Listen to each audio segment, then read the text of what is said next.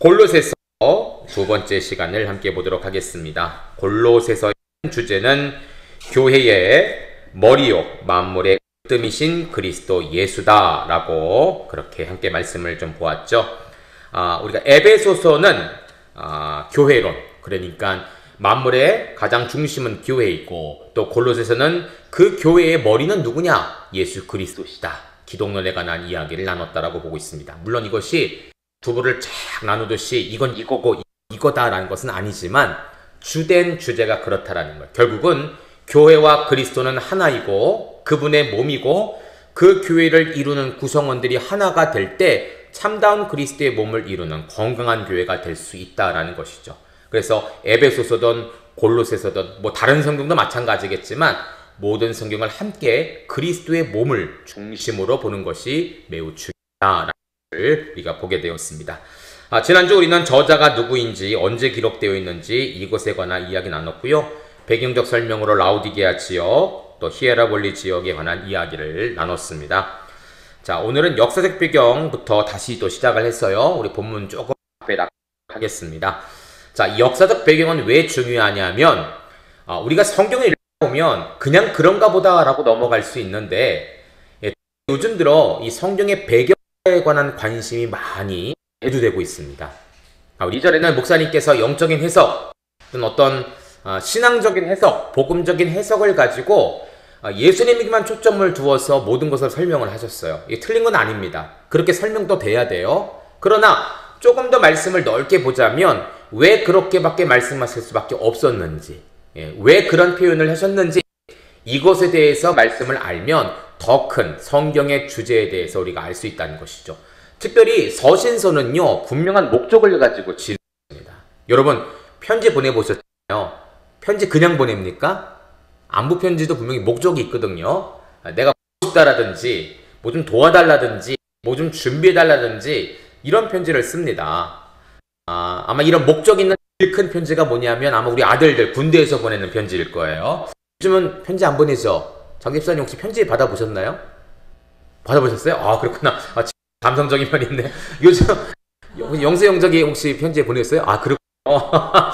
요즘은 전화가 돼갖고 핸드폰을 갖고 들어가갖고 이거 없어진 줄 알았어요. 보내긴 하는군요.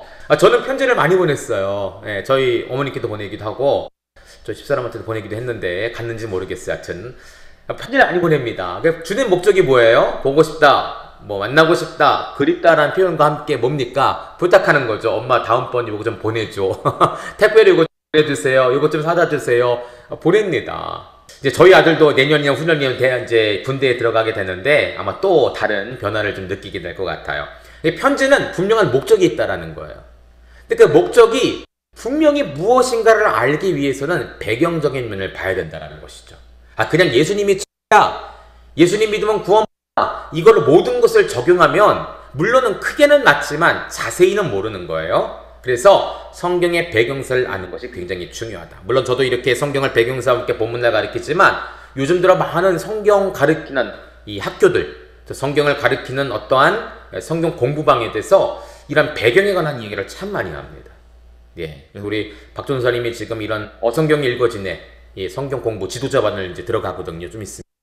그러면 저와 함께 이제 성경의 지도자, 아마 여러분, 저는 이제 달락달락 깊게 보지만 전도사님이 나중에 이제 그걸 가르치면 성경 전체를 통으로 볼 수 있는, 성경이 그냥 한눈에 쫙 표로 도시화될 수 있는 그런 좋은 시간도 아마 갖는 것 같아요. 기대하는 마음으로 우리는 이 시간 말씀을 보도록 하겠습니다. 자, 이 당시에 우리가 2장을 읽은 이유가 2장에 이런 내용이 나오기 때문에 그래요. 자, 골로새서 안에 나오는 골로새 교회의 거짓 가르침이 있다. 첫 번째로 2장 8절에 거짓 철학이 있죠. 우리 같이 한번 읽어볼까요? 시작! 누가 철학과 인수로 너희를 사로잡을까 주의하라. 이것은 사람의 전통과 세상의 초등학문을 따름이요 그리스도를 따름이 아니니라. 아멘. 자, 여기 거짓 철학, 누가 철학과 헛된 속임수라고 나오는데, 이 철학은 오늘날 우리가 생각하는 그런 철학이 아니라 그 당시에 있었던 철학이에요. 거짓 철학, 잘못된 철학이죠. 속임수라는 거예요. 이 당시의 철학은 무엇이냐면 물질은 악한 것이다 라고 주장을 하는 것입니다. 물질이 악한데 예수님이 무엇을 입고 오셨어 이 땅에요? 육신의 몸을 입고 이 땅에 오셨죠. 아니 우리 몸은 악한데 세상에 뭐 여러 가지 물질들은 다 악한데 왜 하나님의 아들이 육신을 입고 왔을까? 악한 몸을 입고 왔을까? 이것은 잘못됐다라고 하면서 예수님의 성육신, 몸을 입고 오신 것을 부인하는 자들이 있었던 것이죠. 이런 거짓 철학을 가지고 예수님은 분명한 인간, 신, 이것에 대해서 거부하는 자들이 있었다라는 거예요. 이런 거짓 철학이 있었고요. 두 번째는 유대교적 율법주의. 자, 2장 16절 말씀 같이 한번 읽어볼까? 2장 16절 시작.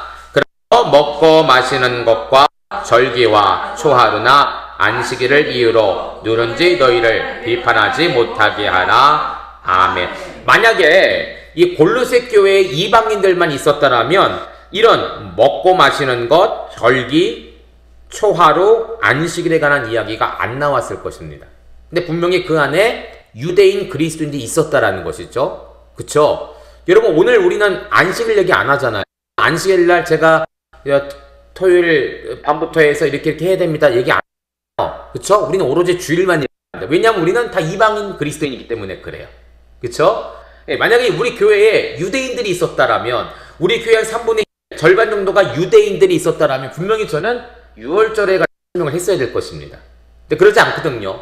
우리는 다른 나라에 있는 그리스도인이기 때문에 그래요. 근데 이 당시 골로새 교회 안에 유대인 그리스도인이 있었기 때문에 이야기를 하는 거예요. 그런데 이 문제는 이 유대인 그리스도인들이 자기들이 정통이라고 이야기를 하는 거예요. 그래서 자 먹고 마시는 거 해야 된다. 절기 구해야 된다. 초하루 월사 지켜야 된다. 안식일을 지켜야 된다. 이것을 가지고 자꾸 교회에 분란을 주는 거예요. 예, 자꾸 교회를 불러주는 것이죠. 여러분 만약에 우리 교회가 골로새 교회였다면 여러분 삼겹살 절대 못 드십니다. 왜요? 율법에 금하고 있거든요. 예? 우리가 금할 게 많아요. 어떻게 살겠어요 우리는. 그쵸? 감사합니다 이게. 그쵸? 유대인들이 있었는데 그들이 자기들이 정통이라고 얘기하다 보니까 먹는 것 마시는 것 다 금지해 버리는 거예요. 하면 안 된다. 율법에 나와 있지 않느냐. 절기를 지켜야 된다. 물론 절기 지켜야 되지만 그것이 굉장히 형식적인 절기였어요. 하루 안식일 꼭 지켜야 된다. 물론 안식일을 지키는 건 사실입니다. 지켜야 됩니다. 그러나 그것은 유대인들이겠고요. 우리 이방인 그리스도인들에게는 안식일이 아니라 언제를 지켜야 됩니까? 주일. 그쵸? 주님께서 하신 날을 기념하는 주일을 지켜야 된다는 거예요. 제가 전에도 한번 설명드렸지만 베드로와 사도 바울도 안식일을 지켰을까? 주일을 지켰을까? 이런 질문들이 나올 수 있거든요. 둘 다 지켰다고 생각이 됩니다. 그러나 유대인 그리스도인들 빼고 이방인 그리스도인들은 안식일이 아니라 주일을 지킨다. 그래서 우리가 토요일 안식일을 안 지키는 거예요. 우리 주변에 보면 제칠 교회가 있습니다. 네, 거기는 토요일을 지켜요. 예. 그런데 이제 거기에 교리라는 거정분이 좀 이단적인 요소, 우리 이단으로 정제해 있지만 사실은 우리는 토요일 안식일을 지킬 필요가 없어요. 유대인이 아니기 때문에.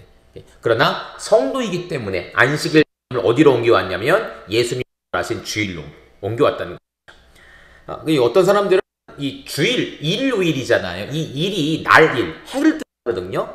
그래서 태양신을 섬기는 뭐 이런 것에 막 하면서 우리가 잘못됐다라고 하는데 그거는 갖다 붙인 거고요. 물론 예전에 태양신을 섬기는 그런 자들이 있긴 있었습니다. 일요일을 태양신을 섬기는 날로 만들긴 했어요. 근데 제 생각이 그렇습니다. 정말 일요일이 태양신을 섬기는 날이었다. 그게 맞다라고 생각하도 그날에 누가 부활하신 거예요? 예수님이 부활하셨거든요. 여러분 출애굽 당시에 10가지 재앙이 다 뭡니까? 10가지 그들이 섬기던 애굽 사람들이 섬기던 우상들을 다 승리케 하신 하나님이거든요. 저는 태양신 그래요 맞아요. 당신들이 그렇게 얘기하는 일요일은 태양신을 섬기는 제사 그런 날이었습니다. 인정합니다. 그 중요한 건 무엇이냐면 누가 부활하신 거예요? 사망 권세를 이기신 예수 그리스도. 결국은 그들이 섬기던 태양신도 정복한 거예요. 예수님이 정복했다라는 것이죠. 그 승리의 날이에요. 그게는. 그래서 우리는 주의를 지키는 것이 중요하다.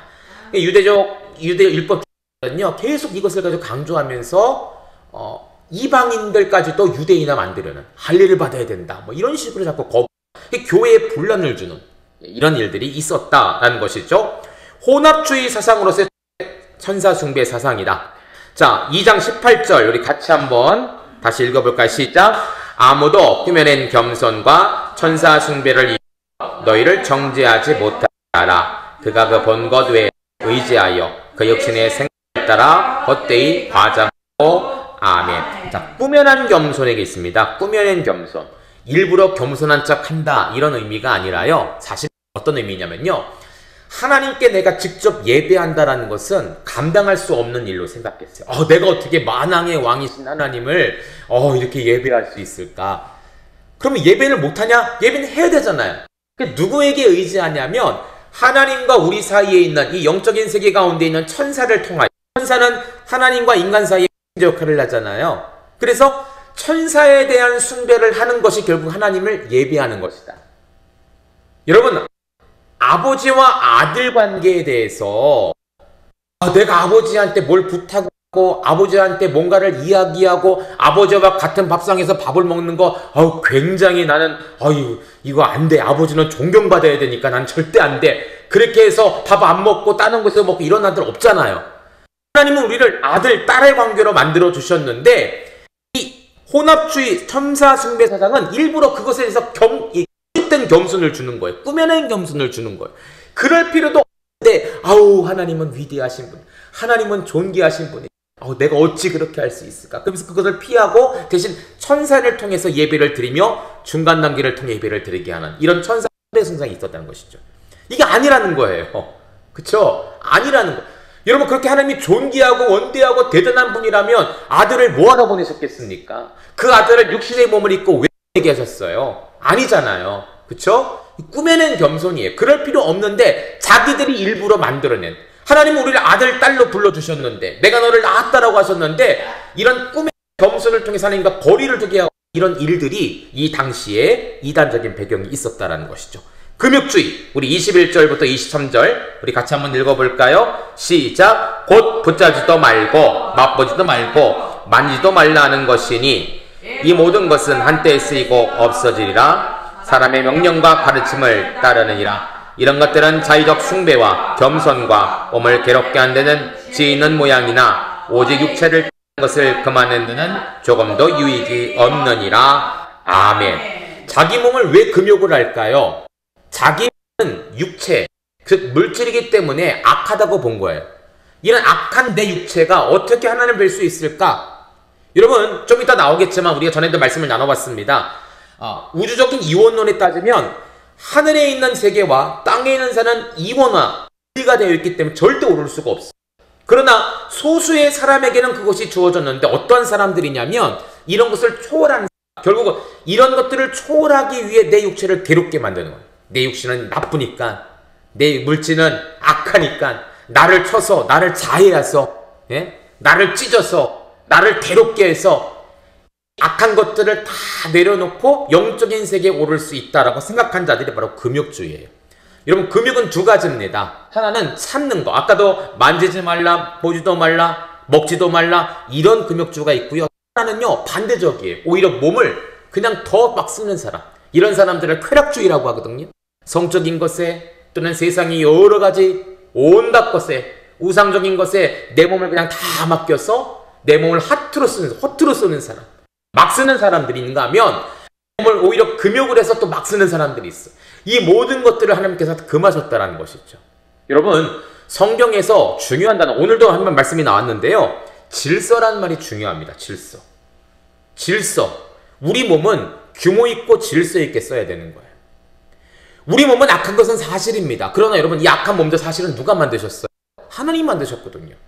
하나님이 악하게 만드신 것이 아니라 우리 죄 때문에 악하게 된 거예요. 죄인이 결국은 죽을 수밖에 없지만 이건 죄의 진노의 값입니다. 그쵸?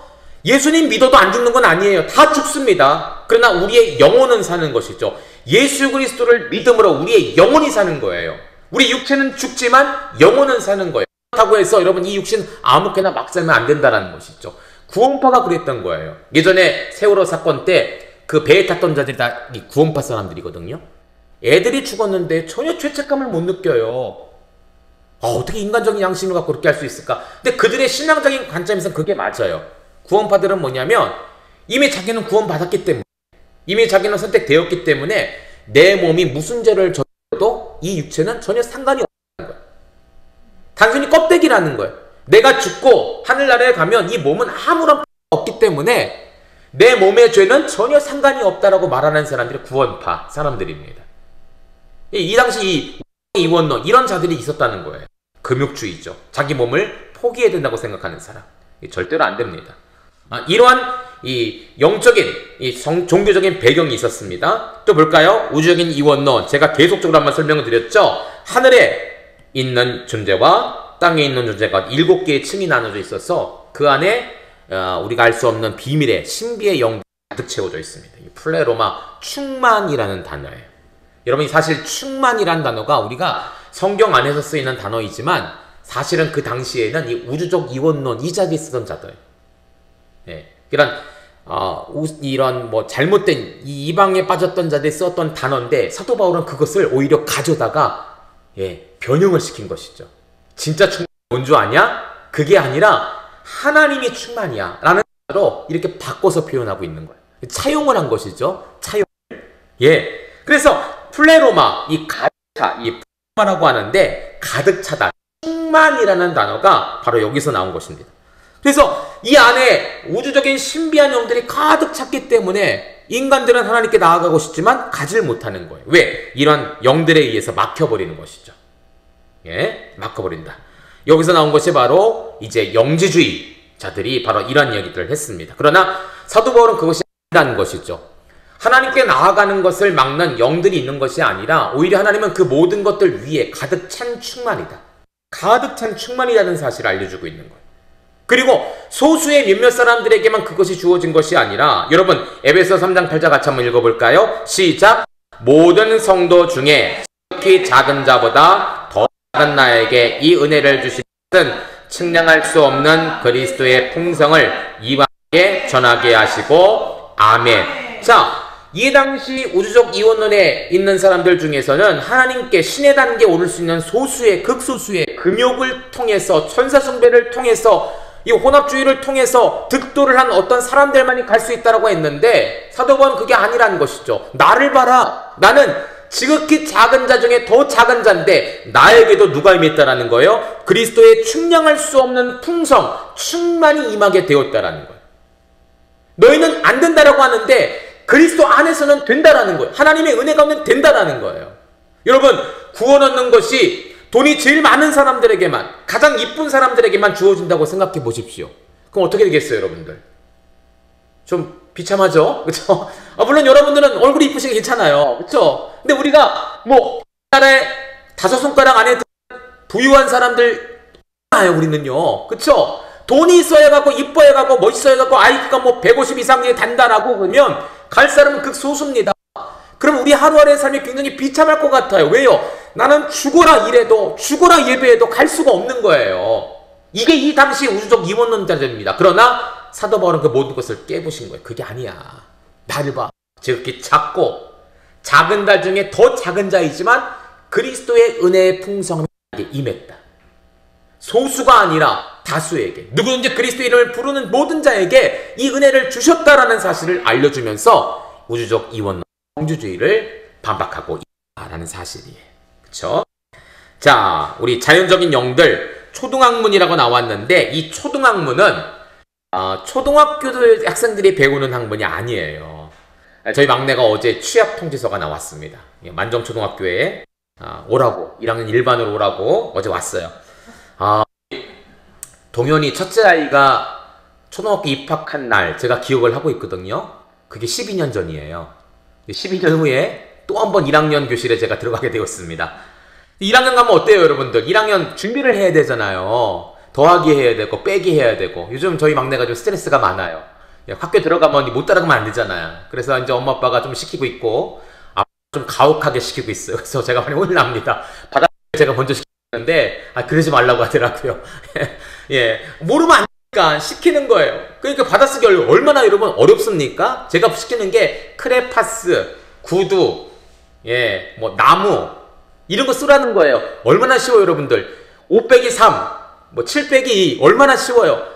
근데 여기서 말하는 초등학문은 그런 학문이 아니라는 거예요. 영어로 말하면 elementary 엘레멘탈 띵이라고 하는데 이 엘레멘탈 정말로 여러분 초등학교를 엘레멘터리 스쿨이라고 하긴 합니다. 그런데 이 초등이라는 것은 뭐냐면 가장 기초의 가장 기본의 라는 것이에요. 그러니까 이 우주 만물, 특별히 이 지구상을 이루고 있는 물질들 중 가장 기초적인 것이 무엇이냐?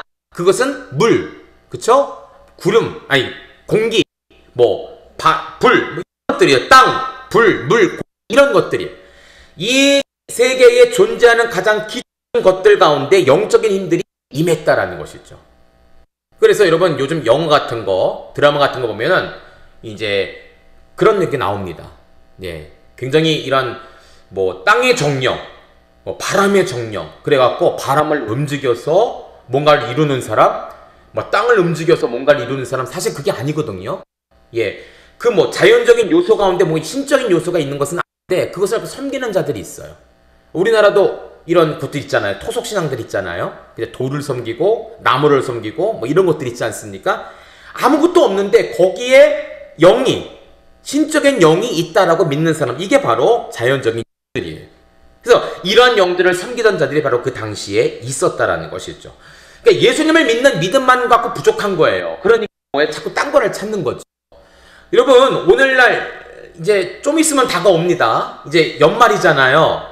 신정 다가오잖아요. 구정 다가오잖아요. 점집들 난리 납니다. 왜냐면 신년 운세를 봐야 되거든요. 거기 뭐라고 써 있습니까? 교회 집사 환영이라고 써 있어요. 거기 간다는 것이죠.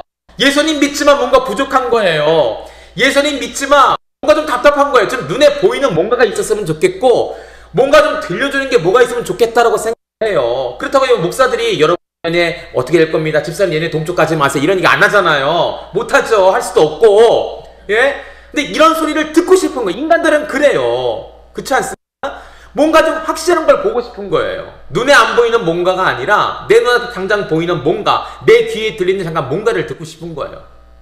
뻔한 말 아닙니까? 내년에 잘 될 거예요. 할 거예요. 그런 거 알아도 누군가 해주기를 바라는 거예요. 권위 있는 자가 뭔가 해주길 바라는 거예요. 영적인 사람이 뭔가 해주길 바라는 거예요. 저는요 그렇게 말할 수 있습니다. 근데 그건 제 말이 아니라 성경적인 축복이에요. 내년 한 해 하나님의 형통할 것입니다. 예, 근데 이 형통은 돈 잘 번다는 게 아니에요. 여러분들이 신앙생활을 통해서 이 승리하는 삶을 살 때 하나님은 뭐합니까? 너희는 먼저 그의 나라와 그의 의를 구하라. 그리하면 이 모든 것을 너희에게 더하시리라. 이게 순서가 바뀌면 안 돼요. 뒤에 거 바라보면 안 됩니다. 먼저 내 영혼이 잘 돼야 돼요. 그래 범사가 잘 되고 강건한 건 아니겠습니까? 하나님만의 형통한 것이에요. 근데 인간 이곳으로 가니까 뭔가 다른 것을 자꾸 찾는 거예요. 그래서 자연적인 영들을 찾고 점집을 찾고 교회를 다니면서도 제사를 드리고 교회를 다니면서도 유산 숨기고 교회를 다니면서도 아침마다 신문 볼 때 오늘의 운세가 무엇인가 이렇게. 저는 그거 못 봅니다. 왜냐면 저희는 이제 국민일보이기 때문에 국민일보는 기독교 신문이라 운세가 안 나와요. 그런데 가끔 보면 운세 보는 분들 참 많아요. 하나도 안 맞아요. 이게 맞는 게 어디 있어요, 그런 게. 자꾸 찾는 거예요. 이게 바로 이 당시의 모습이었다라는 것이죠. 자, 키벨레라는 신을 는 이규가 있었습니다. 여기 나오는 이 여신이 바로 키벨레 여신이에요. 우상을 보면 남성적인 신들도 있었지만 여성적인 신이 굉장히 많이 있습니다. 여성적인 신은 대부분 뭘 하냐면 풍요를 말합니다. 왜냐하면 어머니가 아이에게 젖을 주듯이 이 여신을 통해서 땅이 공급을 받고 자녀의 다산의 복을 받는다라고 믿고 있기 때문에 그래요. 키벨레 역시도 이 제사 중에 이 우상 중에 하나였고요.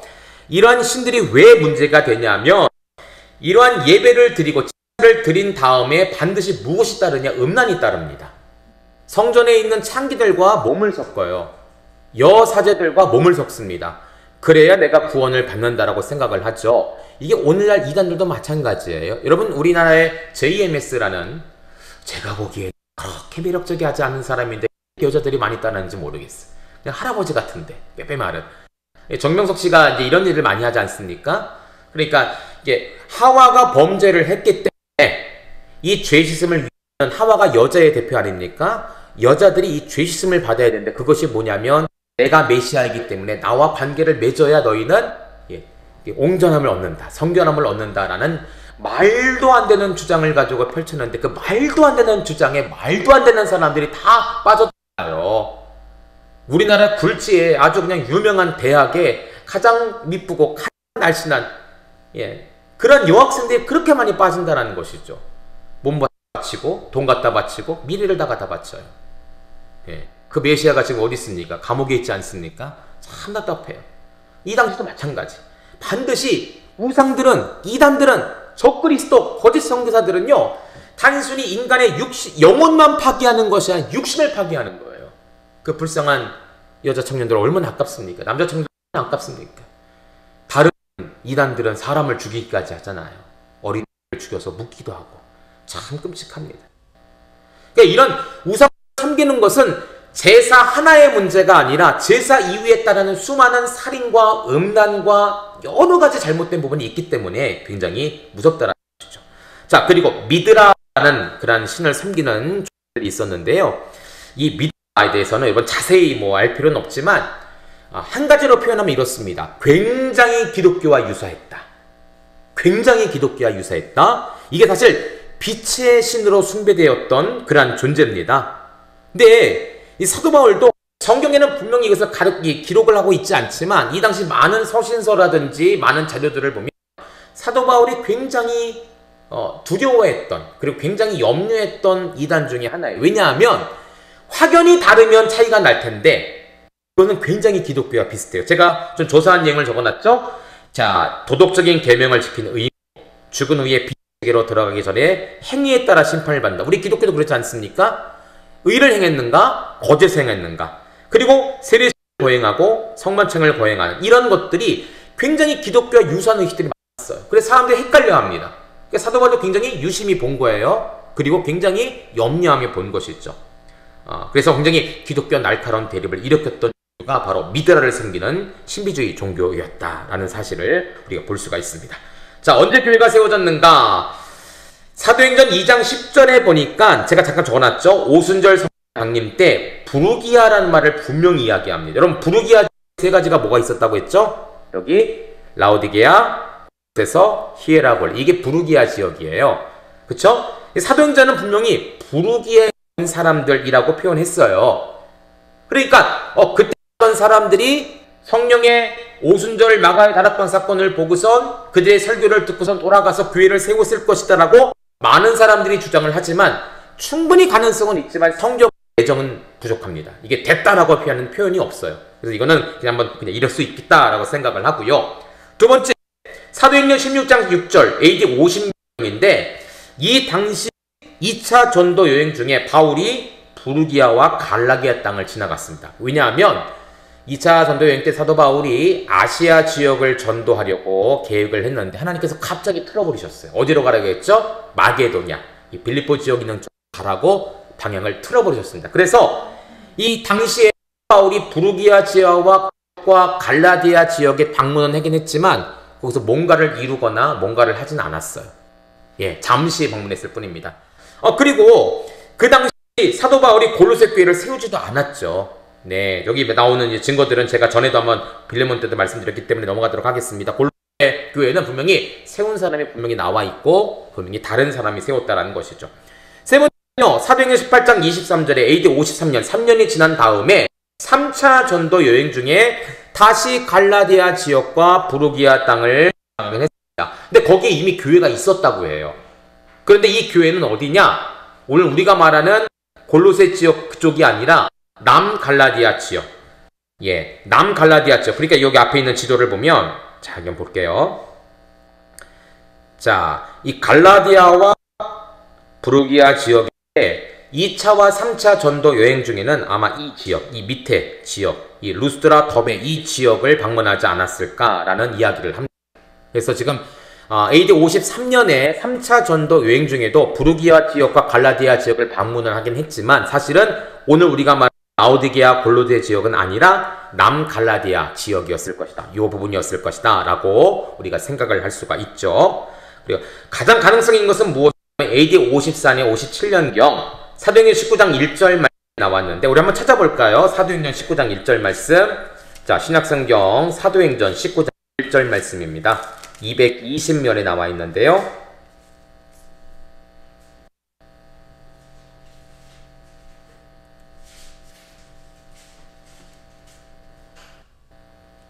자, 같이 한번 읽습니다. 1절 시작. 아볼로가 고린도에 있을 때 바울이 윗지방으로 다녀 에베소에 와서 어떤 제자들을 만나. 10절도 읽습니다. 시작. 2해 동안 이같이 하니 아시아의 자나 유대인이나 헬란이나 다 주의 말씀을 듣더라. 아멘. 자, 바울이 지금 어느 지역에 머물렀냐면 에베소 지역에 머물렀습니다. 여기 사전을 확대했습니다. 에베소 지역에 머물렀는데 여기서 몇 년 동안 있었어요? 19장 20절을 보니까 2년 동안 있었다고 합니다. 2년 동안. 그런데 10절에 보니까 뭐라고 합니까? 아시아에 있는 자나 유대인이나 헬라인이 다 이곳에 왔다.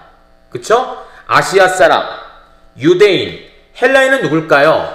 로마. 그 당시 뭐 이제 유럽 사람이다 볼 수가 있죠. 이런 자들이 다 이곳으로 모여서 바울에게서 말씀을 듣고 공부를 하기 시작하는 거예요.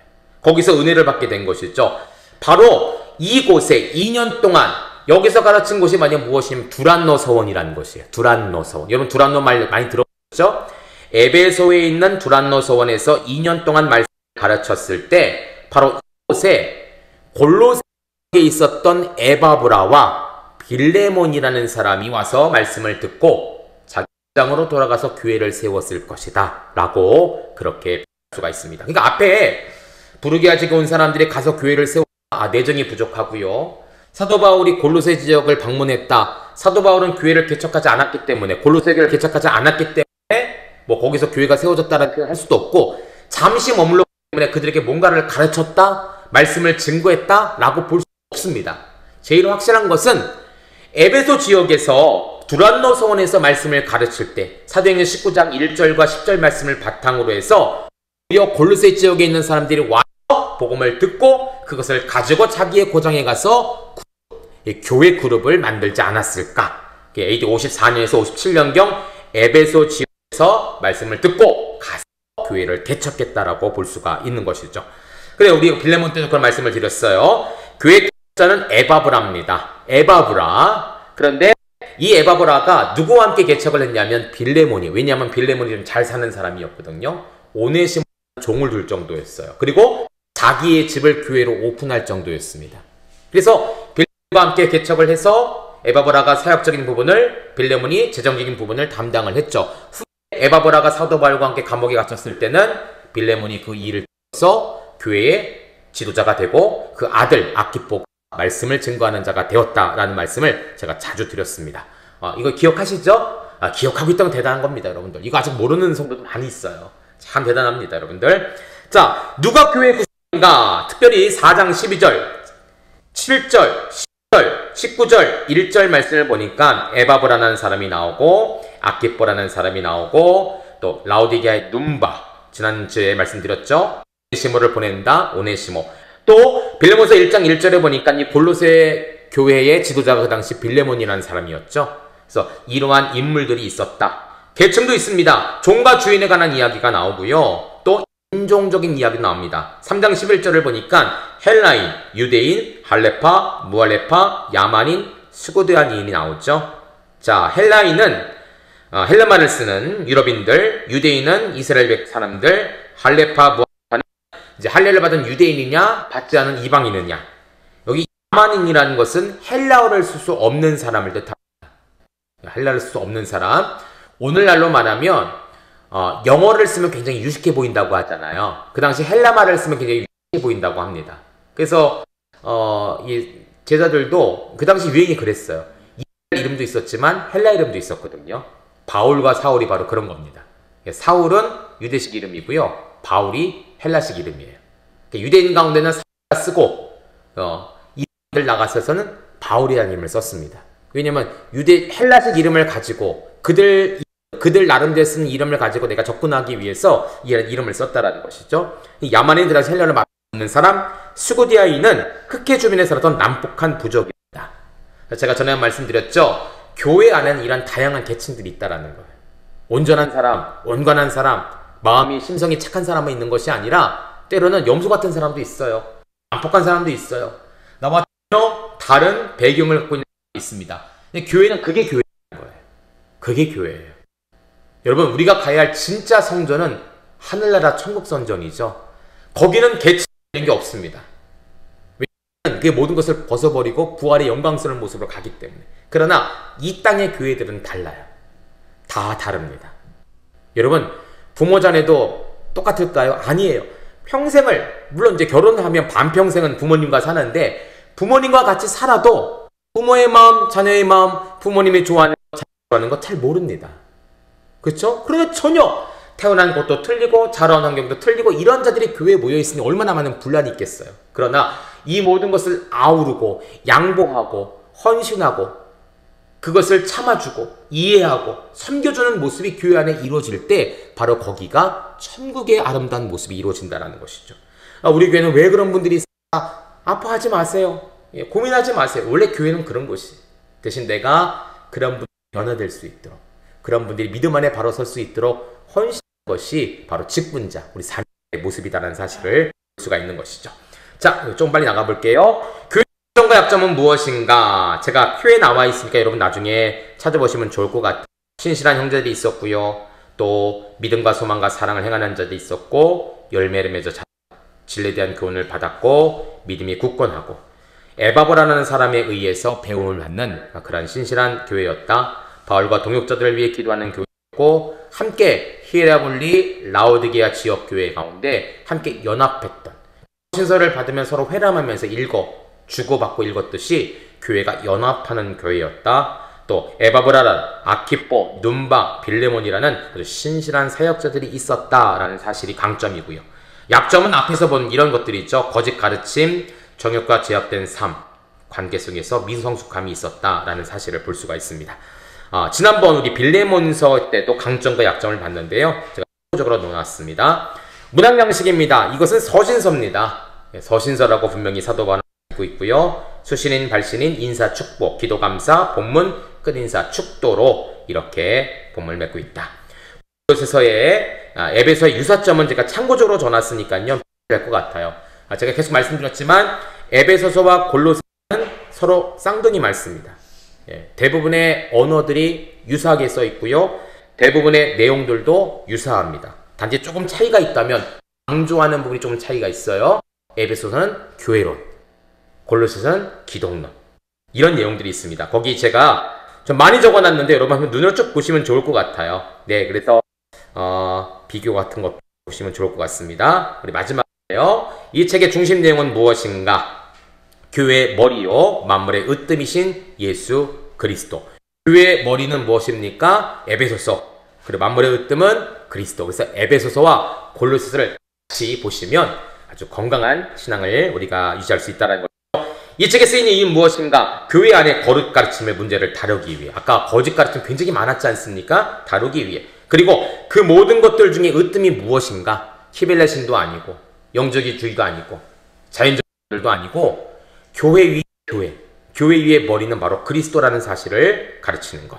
이 세상의 거짓된 지식과 가치관을 이길 수 있기 위해 자신의 신분을 알고 그리스도에 있어 정체성을 합당한 삶을 살게 하기 위해서 이 글을 썼다. 바울의 서가 대부분 다 그런 것 같아요. 그 당시 교회들이요, 다들 비슷한 문제를 갖고 있었습니다. 여러분, 요한이 쓴 요한 1, 2, 3서도요 우주적 이론은 나와요. 자연적 내용들 나옵니다. 왜냐면 같은 시대였거든요. 그게 뭐 200년 떨어진 시대가 아니었잖아요. 지역이 지구 반대편 아니었잖아요. 헬라 중심의, 로마 중심의 기 때문에 오늘 우리가 본 이 골로새서에 나오는 여러 가지 이 우상적인 부분들이 다 동일합니다. 다 동일합니다. 그래서 사도 요한도 요한 서신이잖아요. 서신서의 그것도 편지입니다. 사도 바울도 서신서잖아요. 대부분의 목적이 무엇이냐? 참되신 그리스도를 알게 하는 것과 동시에 성도의 정체성을 바로 알라는 거예요. 알고 행하라는 거예요. 그러기에 쓴 거예요. 내가 이 편지를 쓰는 것은 진리가 무엇인지를 알게 하고 이 진리를 알물 통해 저희가 성도로서 하는 것, 이것을 위해 내가 편지를 쓴다는 것이죠. 이 편지가 굉장히 중요하다. 이런 서신들이 성경의 대부분을, 복음서를 제외한 대부분의 서신들이 이러한 동일한 주제를 갖고 있다라는 사실을 여러분 보시면 좋을 것 같습니다. 자, 골로새서 우리 앞장 한 절만 나가보도록 할게요. 본문 한번 나가봐야 되니까요. 자, 총 5개의 단락으로 나눌 수가 있습니다. 근데 그 5개 단락은요, 2개의 또 큰 중간 단락으로 나눌 수가 있어요. 큰 주제는 교회의 만물의 으뜸이신 예수 그리스도. 그리스도. 우리 계속 강조하고 있죠. 만물의 으뜸이신 예수 그리스도. 기독론입니다. 그 안에 두 개로 나눠지는데 첫째는 뭐냐? 그리스도는 만물의 주이시고 진리를 알게 하는 것이죠. 두 번째는 뭡니까? 하반부는 복종하는 삶을 살아라. 실천에 가서 이야기합니다. 에베소서도 앞부분은 뒷부분은 실천이었어요. 골로새도 마찬가지입니다. 앞부분은 이론, 그리스도가 만물의 주다. 에베소서는 교회가 으뜸이다 라고 생각했는데, 이야기를 했는데, 골로새는 그 교회의 머리가 되시는 그리스도가 만물의 주인이시다. 그러니 그리스도를 믿는 사람들은, 성도들은, 크리스찬들은 어떻게 살아야 될 것인가, 이것에 대해서 이야기를 하고 있습니다. 그래서 첫 번째, 예수의 정체성과 사역, 바울의 정체성과 사역, 주 안에서 행하라. 복종하는 삶은 위의 것을 찾고 바울이 부탁한 바를 이루라 라고 이야기를 할 수 있습니다. 자, 첫 번째 단락 좀 보도록 해요. 자, 1장 1절부터 23절은 첫 번째 단락으로서 예수의 정체성과 사역입니다. 본문에 언급된 바울에 관한 이야기가 나옵니다. 아마 요거까지 보고 오늘 기도 같은데요. 자, 한번 같이 읽어볼까요? 골로새서 1장 1절 말씀 같이 한번 읽습니다. 1장 1절 323면 시작. 하나님의 뜻으로 말미암아 그리스도 예수의 사도된 바울과 형제 디모데는 아멘. 자, 하나님의 뜻으로 말미암아 그리스도의 예수의 사도된 자다라고 표현하고 있죠. 자, 골로새 교회 가운데서도요, 이 사도 바울의 이 사도권에 의해서 인정을 하자는 분들이 있기 때문에 내가 사도된 것은 하나님의 뜻이다. 인간적인 어떠한 부름이나 콜링이 아니라 하나님의 뜻으로 말미암아 예수의 사도가 되었다라고 표현합니다. 자, 두 번째, 성도들의 성장을 위해 기도하는 자다. 1장 3절 같이 한번 읽어볼까요? 시작. 우리가 너희를 위하여 기도할 때마다 하나님 곧 우리 주 예수 그리스도의 아버지께 감사하라. 아멘. 또 9절부터 12절까지도 보면 우리가 너희를 위해 계속 기도하고 있다고 합니다. 여기 우리는 누굽니까? 바울과 디모데를 말하죠. 이 당시에 바울과 디모데가 같이 사역을 했었어요. 그래서 사도 바울과 디모데가 함께 사역을 하면서 늘 골로새 교회의 성도들을 위해 기도했다라는 거예요. 무엇을 위해 기도했습니까? 그들이 올바른 성도의 정체성을 알고 참다운 그리스도의 삶을 사는 것, 오직 가르침에서 벗어나는 것, 그것들 가운데 이겨내는 것, 이것에 대해서 강조를 했던 것이죠. 성도의 성장을 위해 기도했다라는 것입니다. 또 성도의 성장이 감사의 내용인 사람이다. 1장 3절부터 6절까지 보니까 쭉 성도에 관한 사랑, 소망, 복음진리를 들은 것 여러 가지를 통해서 뭐라고 하냐면 아버지께 감사하라고 표현하고 있습니다. 감사하라. 또 뭐라고 표현합니까? 종이라고 표현합니다. 7절 우리가 함께 종된 사랑하는 에바브라에게, 에바브라가 너희 교회의 사역자이고 하나님의 종인 것처럼 나도 하나님 앞에 종이다 라는 사실을 표현하고 있고요. 나는 복음의 일꾼이다. 1장 23절 같이 한번 읽어볼까요? 1장 23절 시작. 만일 너희가 믿음에 고하고 터 위에 서서 너희 들은 바 복음의 소망에 흔들리지 아니하면 그리스도 이 복음은 천하 만민에게 전파된 바요 나 바울은 복음의 일꾼이 되었노라. 아멘. 스스로에게 복음의 일꾼, 특별히 어디에게 보내줍니까? 이방인들에게 보내진 복음의 일꾼이다 라는 표현을 합니다. 이런 다양한 내용을 잠깐 정리를 하면 이렇습니다. 자, 여러분, 골로새서의 큰 두 가지가 뭐라고 했죠? 정체성을 아는 것과 합당한 삶을 사는 것. 사도 바울이 자기의 이야기를 통해서 이것을 요약하는 것입니다. 하나님의 사람의 뜻은 무엇이냐? 그리스도 예수의 사도이고 하나님의 뜻으로 사도된 사람이고 종이고 복음을 위한 일꾼이다. 그러면 이러한 정체성을 가진 사역자는 어떻게 행해야 되는가? 합당한 삶이 무엇인가? 바로 성도들에 대한 소식에 관심이 있는 사역자이다. 이런 사도 바울이 그냥 성도들과 단절하고 산 것이 아니라 끊임없이 교제를 했거든요. 교제만 했습니까? 했습니까? 기도했어요. 성도들이 자라나기를 기도를 했습니다. 그리고 성도들이 자라났다. 성도들이 성장하고 있다. 복음의 어떤 열매를 맺고 있다. 이것이 무엇입니까? 감사의 조건이 되는 사람이에요. 그쵸? 사도 바울은 이것을 분명히 알았죠. 자기 인식을 분명히 하고 있습니다. 나는 이런 사역자다. 오늘날 사역자들 중에서도 이러한 정체성을 알지 못하는 사역자가 많이 있어요. 그냥 직업적인 목회자. 그쵸? 직업적인 목회자. 여러분, 엄마가 직업적인 몸마다라고 생각해보세요. 얼마나 정이 없겠어요. 아침에 일어나서 깨우고 옷 입히고 학교 보내고 밥 먹이고 안아줌도 없어요. 아이에 대한 따뜻한 관심도 없어요. 그냥 이것만 하면 되는 거예요. 굉장히 형식적인. 가정이라 할 수가 없는 것이죠. 부모라 할 수가 없는 것이죠. 그냥 직업적으로 욕까지만 해주고 끝나는 게 아니라 사도 바울은 어떻게 합니까? 정말 내 친형제처럼, 내 친자매처럼, 내 친아들처럼, 내가 사랑하는 부모처럼 교회를 섬기고 교회를 위해 기도하고 교회를 위해 연락을 하고 그리고 그들이 잘 된 것에 대해서 어떻게 합니까? 굉장히 기뻐하는 감사한 정도의 삶을 살았다는, 세력자의 삶을 살았다는 것이죠.